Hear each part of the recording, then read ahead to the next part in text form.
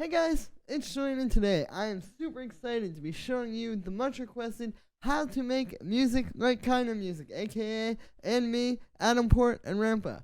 As usual, you can get the project file and samples and MIDI and presets from this video in the description, and if you're a patron on my Patreon, you can get everything that I just described there. And yeah, let's get started. So, first sound we got here is the piano, which sounds like this.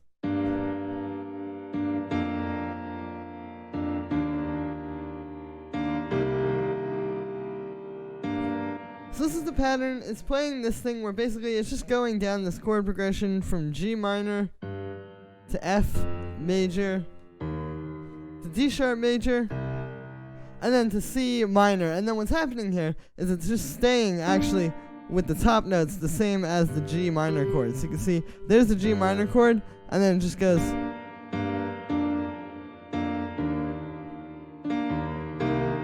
And then at the end there it just goes actually to a C minor 7. But yeah, so kind of an interesting technique, definitely a cool way to voice the chords. It gives it kind of more repetition. And it's cool when you hear like what you're expecting to be a new chord when it's really just like the same chord with a different root note. For the sound on this one, this is actually Ableton's grand piano. Yeah, just use the Ableton grand piano. Pretty simple stuff. It's more about just like using this velocity over here and kind of like how you program it. Like if you just put in chords like this, just regular triads that are all in the same octave without the velocity, it's gonna sound like Ableton's piano. But if you use something like this where you can see I've got it turning the velocity down a little and it's also doing random velocity, and then you voice the chords in a nice way where like, you know, you kind of spread them out like this and let there be a little bit of space between the notes, it can sound a lot better than you would think. So yeah, just using the Ableton grand piano there. Got it going into a little bit of reverb. Pretty simple stuff there. Gives it some more atmosphere. Then we have some drum bus. Drum bus is actually very good for pianos. I use this a lot on pianos. Despite what you would think, it's not just for drums. It works really well for any kind of sound, just fattening it up. Here's without this. And then with it. So yeah, you can hear it's just making the piano a lot more full and big sounding. Then after that, we just have a compressor or an EQ8 cutting out the low end a little bit, and then this compressor is side chaining it very slightly to the kick. You can see it's not a whole lot. You know, with this more like organic sound, you don't want it to be super side chained, but this is just keeping it under control of the kick a little, so it's not taking over the mix. After that, we have this pluck, which sounds like this.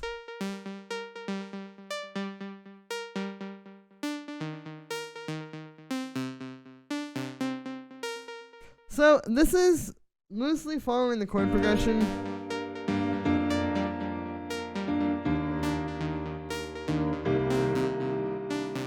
You can see like it basically just drones on that G there, and then it goes to the D sharp, and then the C. Yeah, pretty simple. Usually in this style of music, you know, something like this, you know, it might be like a little tom sample or a pluck like this or whatever it may be, but something like this just helps to make it, you know, not just the chords. Like that works pretty well. You can hear this just adds a lot more musical flavor over top of it, and that was the goal with the notes there. For the sound with this one, it's very simple. It's just a saw wave going into a low pass filter and analog here. You can see got the envelope on that. I've also got a little bit of an LFO on the filter, just slowly moving it throughout the track. You can hear that. It's not something you would necessarily pick up on right away. Honestly, if I heard this sound, I would probably not think there was an LFO on the filter. But it is making a big difference because if I turn this off, you can hear it's a lot more static versus with it on, it's like constantly moving, even if it's very subtle. Got the amp envelope set like that, and then I just have a bit of vibrato, and that is it for inside the synth. After that, we just have this echo doing eighth notes. Pretty simple stuff there, just to give it space. I only wanted to use an echo with this one. I didn't want to also have reverb, just because there is a lot of kind of reverby sounds in here. So it's just kind of a matter of keeping it under control. It's like, you know, saying more with less. After that, I have this drum bus. It's just fattening the sound up and kind of tying it together a bit. Here's without it. And then with it. And the last thing here is this EQ8, which is just cutting out the low end, and then I have a little bit of like a high, low, mid-range cut, if that makes any sense. Like, it's not quite like 250 hertz like the real low mid-range, but it's like a little bit higher than that, but it's just cutting out mud, basically. And then, like I said, cleaning up the low end. And that is it for the Pluck. The next thing that we have here is the bass, which sounds like this.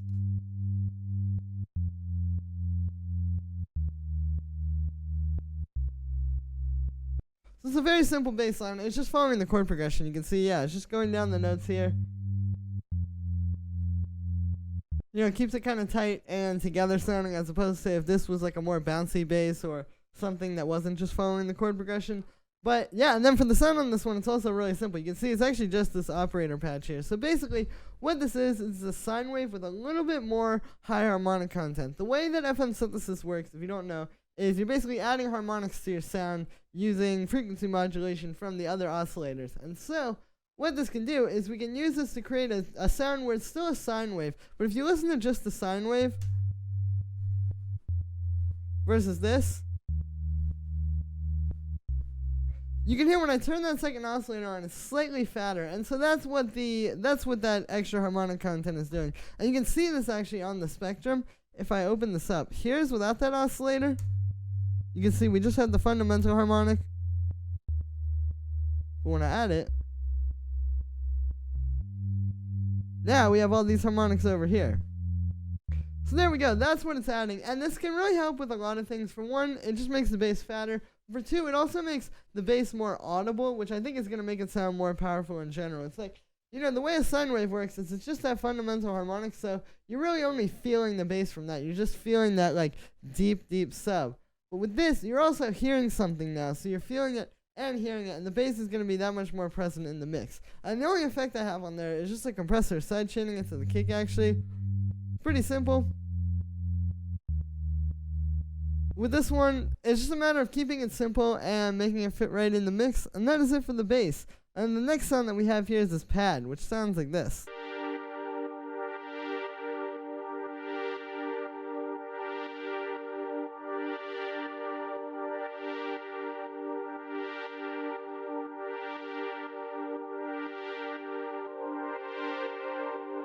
So what this is playing is actually a G minor chord. Like I said in the beginning, we're in the key of G minor. But what I've done is I've taken the fifth, which is D. So this is a standard G minor triad. You can see we've got G, A sharp, and D. And I'm just taking that D and put it down an octave. So it's like you're hearing the same notes. It does the same thing musically as this would. But the order of the notes kind of mixes it up a little bit and makes it feel more like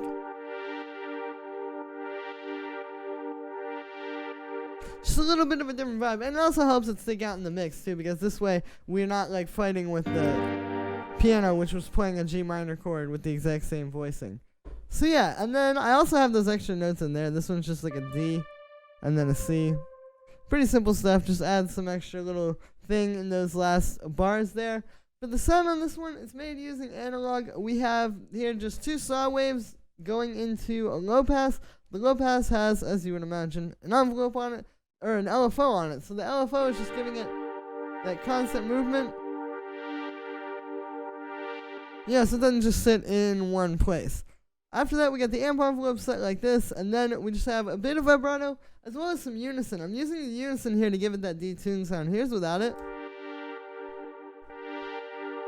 And with it, and you can hear this also just makes it sound a lot bigger as well. Like, it just makes it feel more full, and it helps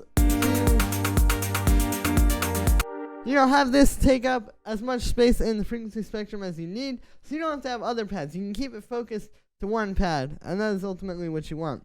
For effects on there, I just have a bit of reverb, just giving it some space, and then we have this compressor side chaining into the kick, and that is it for the pad. The next sound here is the kick, which sounds like this.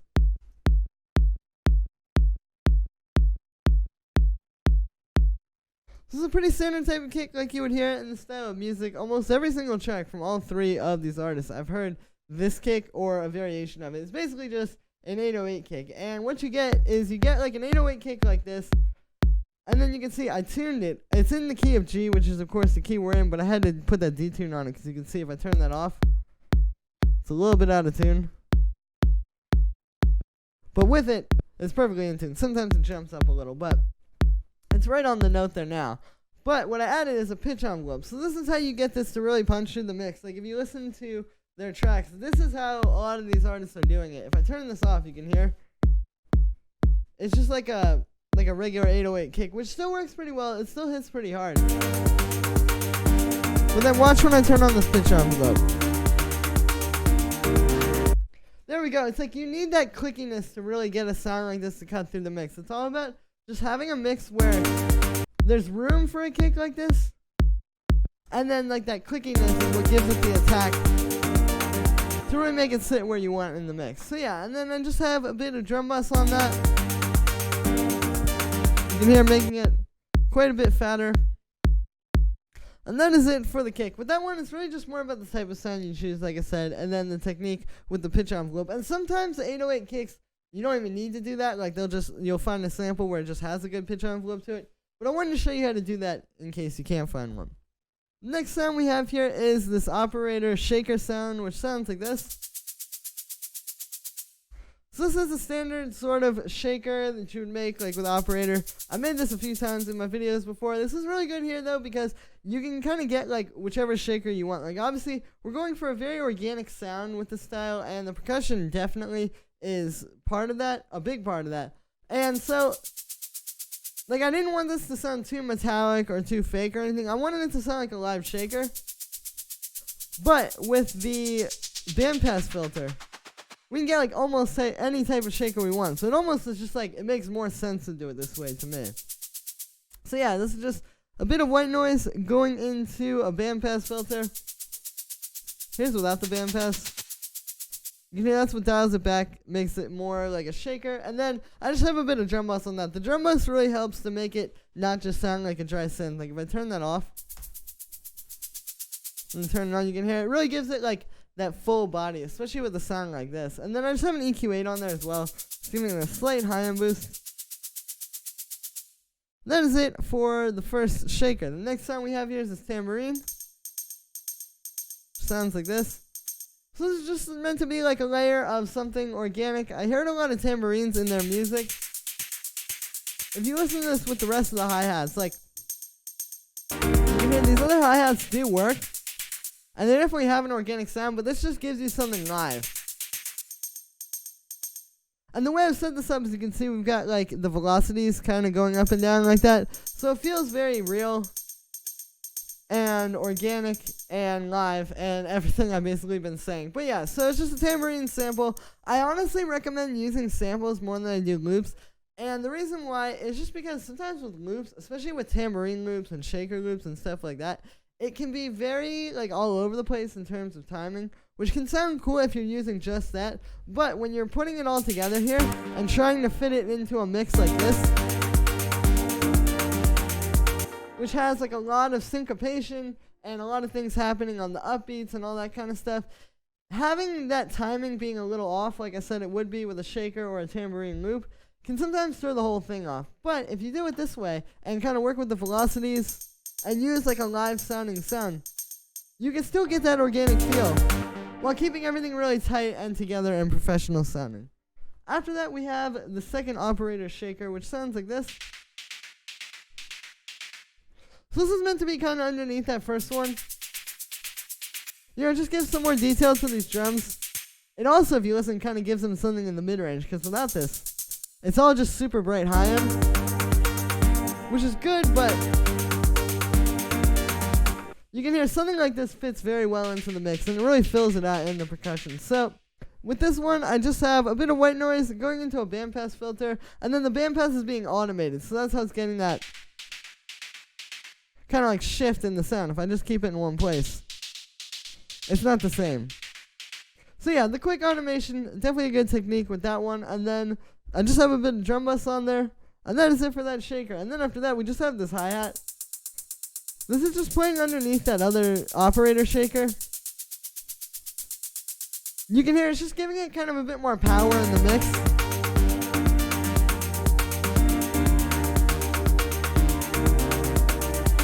This is just one of those things. It's like the pitch envelope on the kick. It just gives the sound, like these hi-hats, a lot more power and fullness and kind of rounds them out a bit more. So then I have all those hi-hats in a group together, just with a bit of processing. This helps to really tie them together. The first thing we have on here is a bit of reverb. Here's without it. And then with it. So with this one, you can see I dialed out the low end and I just have it super bright sounding. So I was listening to a lot of their music, and this tends to be a technique they use a lot, like putting some kind of reverb or something like this on the hi-hats.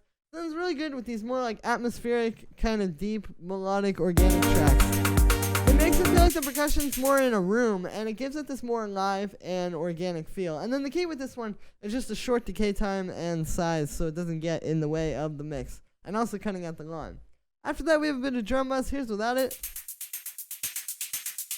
And with it, this is an essential. It's just kind of like, or it's an essential for stuff like this where you're trying to put multiple things together and kind of make them sound like one group or one thing. That's what this is doing. It's just tying everything together and making it feel like more even. And it also brings out the reverb a little bit. And then the last thing we have on there is just an EQ8, which is cutting out the line, as well as doing a bit of a high-end boost. Here's without that. And with it, you can hear it just kind of, gives it a bit more clarity. And that is it for the hi-hats. And then the last thing we have here is this Rimshot, which sounds like this.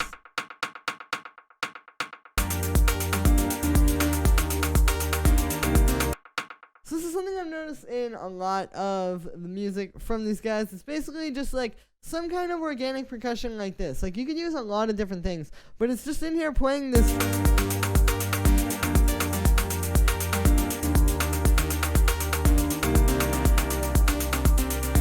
This very interesting rhythm. We're not used to this in house and techno where it's very rigid, and mostly it'll be just like the hi-hats and the kick. When you introduce something like this, it kind of adds more of that organic feel, even if it's not like the most organic thing. Obviously, it's a programmed percussion. It has a very live feel. This feels like live percussion to me over top of this mix. I think it's a very nice juxtaposition with this type of music. So for the sound on this one, it's just this Rimshot sample. I've got it going through this delay, which I've filtered. And then I have a bit of drum bass on there. There's without that. And with it. And that is it for that Rimshot. And that is also going to be it for this video, guys. So, I hope you enjoyed. As always, make sure to like this video as well as subscribe. And let me know what you think of this video in the comments. Like I said in the beginning, you can get the project file and samples and MIDI and presets and all of that stuff from this video in the description for just $5. And if you're a patron on my Patreon, check there because it's already available. Thank you so much, guys, and I will see you tomorrow with another video.